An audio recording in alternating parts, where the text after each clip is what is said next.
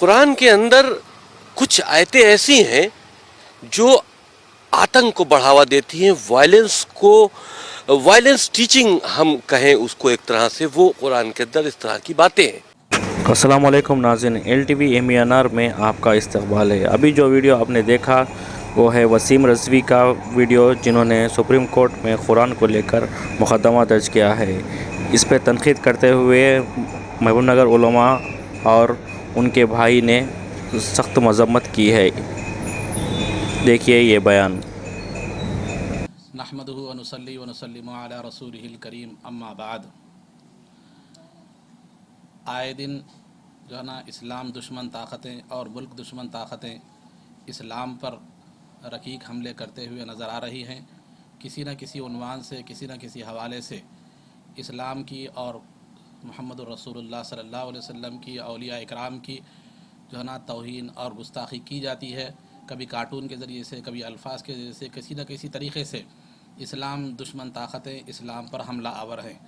اسی سلسلے کی ایک کڑی جو ہے نا وسیم رضوی کا کہنا کہ قرآن کریم کی جو ہے نا 26 آیتیں ایسی ہیں جن سے دہشت پیدا ہوتی ہے اور فتنہ و فساد پیدا ہوتا ہے، لہذا قرآن کریم سے ان 26 آیتوں کا جو ہے نا کو حذف کر دیا جائے اور ان کو ریموو کر دیا جائے۔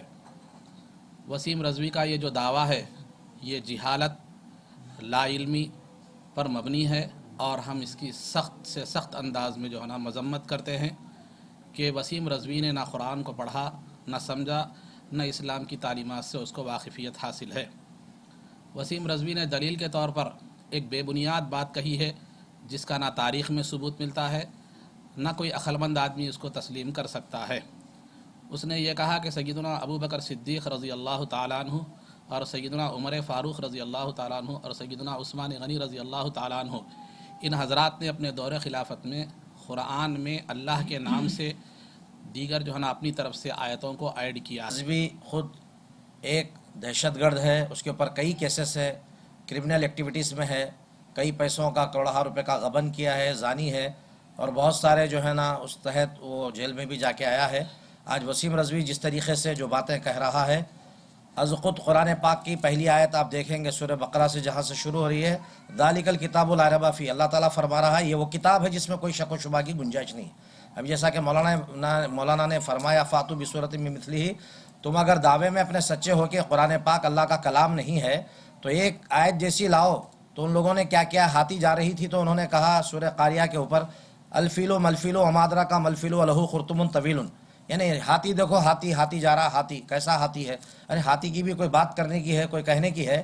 انہوں نے کہا کہ ہاتھی کی طویل جو ہے نا کتنی لمبی جو ہے اس کی سونڈ ہے، دیکھو نعوذ باللہ من ذالک۔ اس طریقے سے آج سے نہیں بلکہ اسلام پہ ریکیک حملے ہوتے رہے ہیں، قرآن پاک پہ بھی انگشتمائی ہوتی رہی ہے، لیکن جب قرآن پاک میں خود اللہ تعالیٰ نے فرما دیا کہ کسی بھی بندے کی جو ہے نا بساط میں، بندے کی حیثیت میں، بندے کی جو ہے نا کوئی ایک سوچ میں بھی یہ بات نہیں پیدا ہو سکتی ہے، ایک حرف کی بھی کوئی جو ہے نا قرآن پاک کی تحریف کرنے کی، حذف کرنے کی۔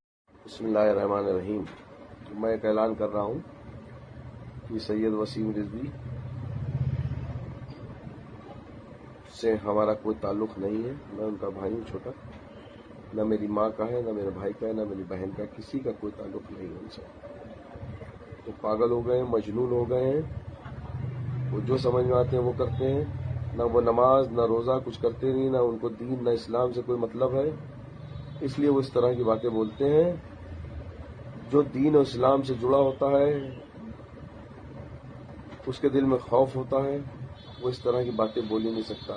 وہ کسی کے اشاروں پہ یہ سب باتیں بول رہے ہیں، کون ان سے کہلا رہا ہے، کون پالیٹکس کر رہا ہے، یہ میں اس میں نہیں پڑھنا چاہتا، لیکن بہرحال میرا ان سے تعلقات 3 سال سے کچھ نہیں ہے، اور میں اپنے گھر میں رہتا ہوں، یہاں سے ان سے کوئی تعلق نہیں ہے، کشمیری محلے سے ان کا کوئی تعلق نہیں ہے، نہ وہ کشمیری محلے میں آتے ہیں۔ کوئی بھی محلے والا یہ گواہی دے دے، کھڑا ہو کے کہہ دے کہ وسیم رضوی میرے گھر آتے ہیں یا وسیم رضوی کشمیری محلے آتے ہیں۔ میرا کوئی تعلق نہیں ہے، نہ میں وسیم رضوی سے کوئی تعلق رکھنا چاہتا ہوں، نہ میں، نہ میری ماں، نہ میرا بھائی، نہ میری بہن، کوئی تعلقات رکھنا نہیں چاہتا ان سے۔